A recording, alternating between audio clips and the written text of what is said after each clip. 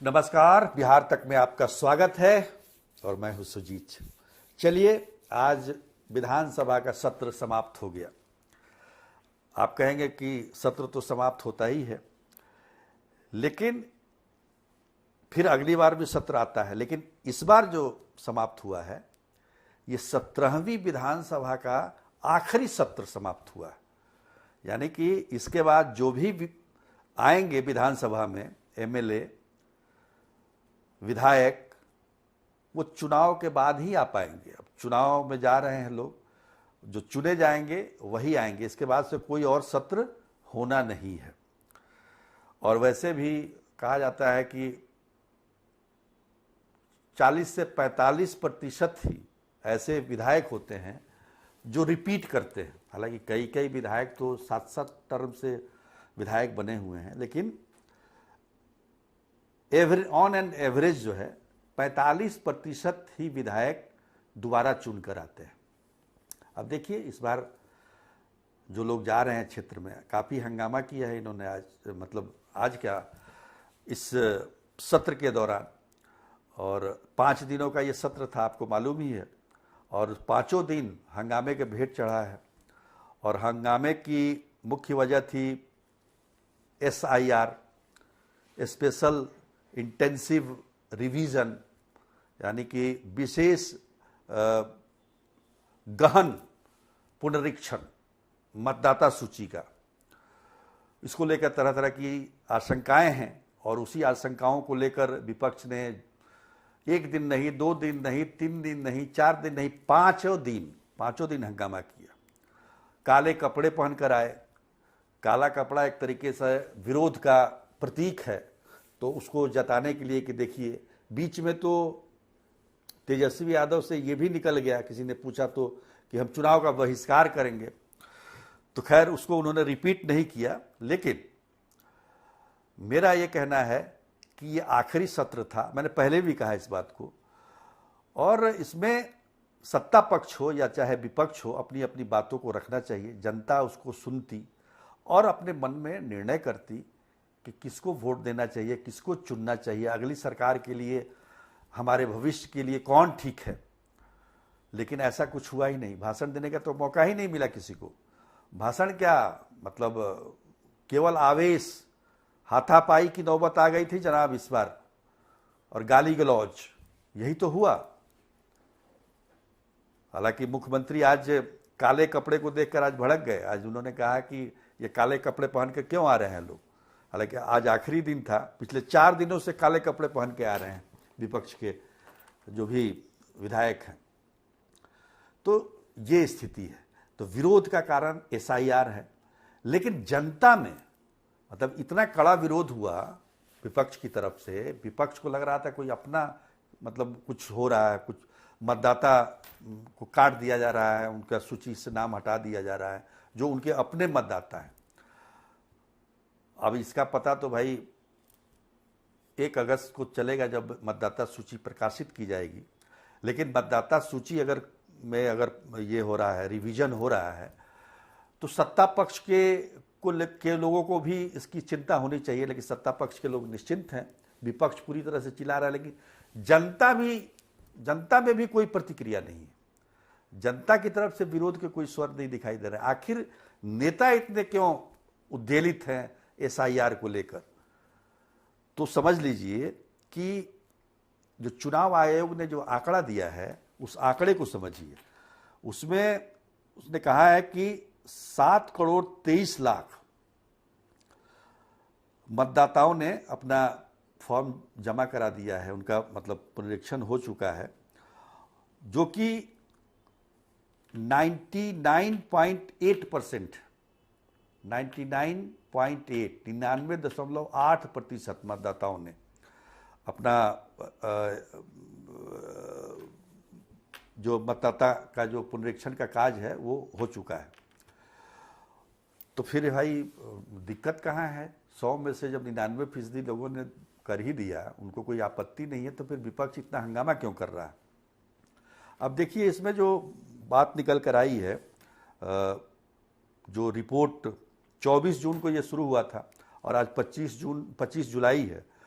1 महीने की ये पूरी प्रक्रिया में जो चीज़ महत्वपूर्ण रूप से निकल कर आई है, क्योंकि आज आखिरी दिन है इसलिए बताना जरूरी है कि लगभग 22 लाख मतदाता ऐसे हैं जो दिवंगत हो चुके हैं, जिनकी मृत्यु हो चुकी है।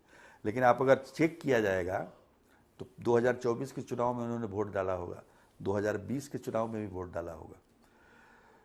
तो ये है। उसके बाद दूसरे नंबर पर आइए, लगभग 7 लाख ऐसे मतदाता हैं जिनका नाम एक से अधिक स्थान पर दर्ज है। बहुत सारे लोग जो गांव के हैं शहर में आके बस गए हैं, तो गांव में भी नाम है उनका, शहर में भी नाम है, तो दो दो जगह मतदाता सूची में रखना कानूनी रूप से सही नहीं है।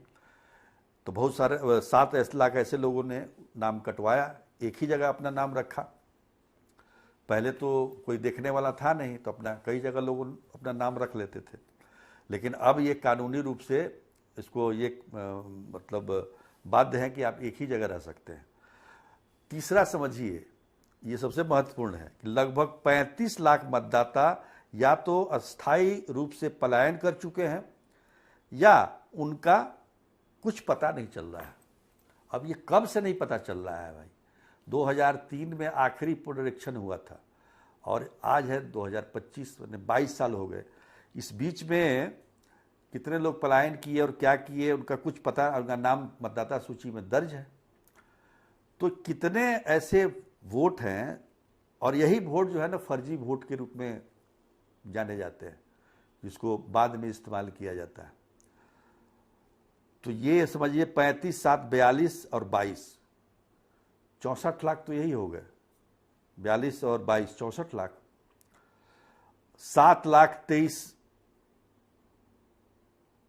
7 करोड़ 23 लाख वोटर बिहार में अभी बताया गया है। तो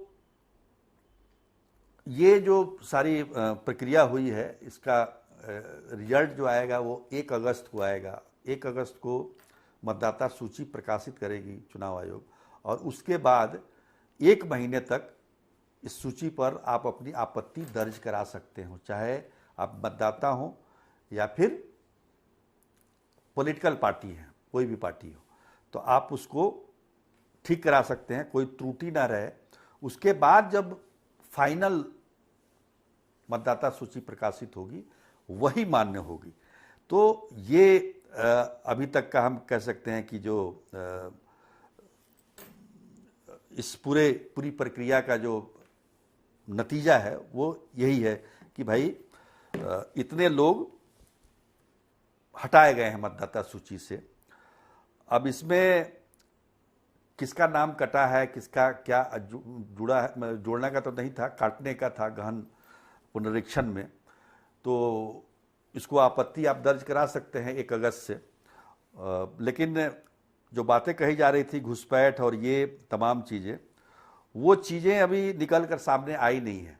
और सबसे बड़ी बात कि जब 1 अगस्त को मतदाता सूची का प्रकाशन हो जाएगा, उसके बाद देखा जाएगा कि भाई किसका नाम कटा है, कौन सा ओरिजिनल जो मूल रूप से मतदाता है उनका नाम तो नहीं कट गया है।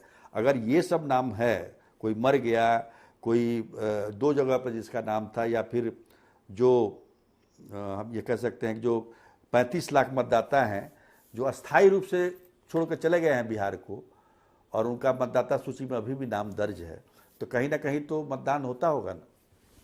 देखिए, इसमें कोई गड़बड़ी नहीं है, लेकिन 1 तारीख को ये पता चल जाएगा, विपक्ष को भी पता चल जाएगा कि आखिर जो इतना हंगामा उन्होंने किया, जनता के टैक्स से जो विधानसभा चलता है उस पर जनता के हित में कोई बातचीत नहीं हुई। ना उन्होंने अपना रोड मैप बताया कि चुनाव जीतने के बाद क्या करेंगे, ना सरकार ने कुछ कहा कि पिछले 5 सालों में उन्होंने क्या किया है।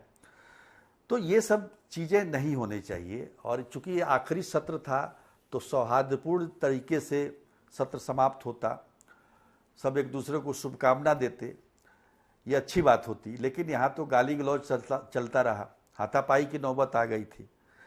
तो किसी तरह से इसको उचित नहीं माना जाएगा।